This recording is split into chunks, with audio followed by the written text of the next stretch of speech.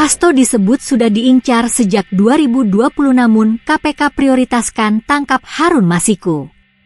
Mantan penyidik Komisi Pemberantasan Korupsi, KPK, Novel Baswedan mengaku tidak kaget dengan penetapan tersangka terhadap Sekjen PDIP Hasto Kristianto dalam kasus suap yang menjerat buronan Harun Masiku.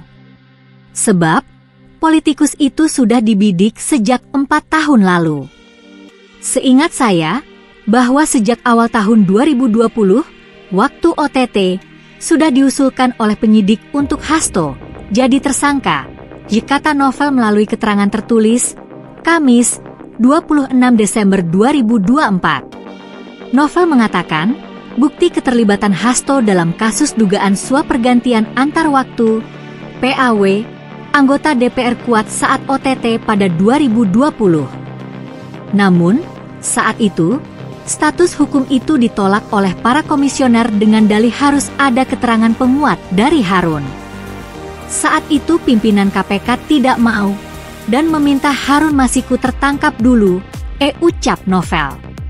Novel juga menyebut keterangan KPK soal keterlibatan Hasto bukan barang baru.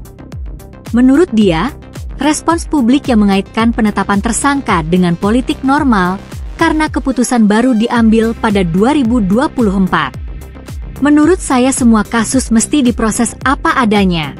Karena ketika tidak diproses dengan apa adanya oleh pimpinan KPK sebelumnya, maka yang terjadi seperti sekarang, yaitu menjadi persepsi seolah ada kepentingan politik, ujar Novel.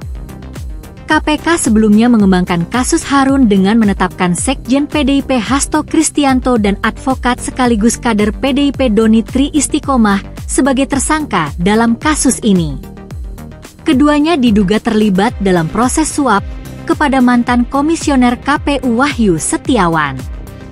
Namun, Hasto turut dijerat dengan pasal perintangan penyidikan. Dia diduga melakukan sejumlah cara untuk membuat perkara tidak selesai. Salah satunya meminta Harun merusak ponselnya dan kabur setelah operasi tangkap tangan, OTT, digelar. Hasto sudah dicegah ke luar negeri oleh KPK.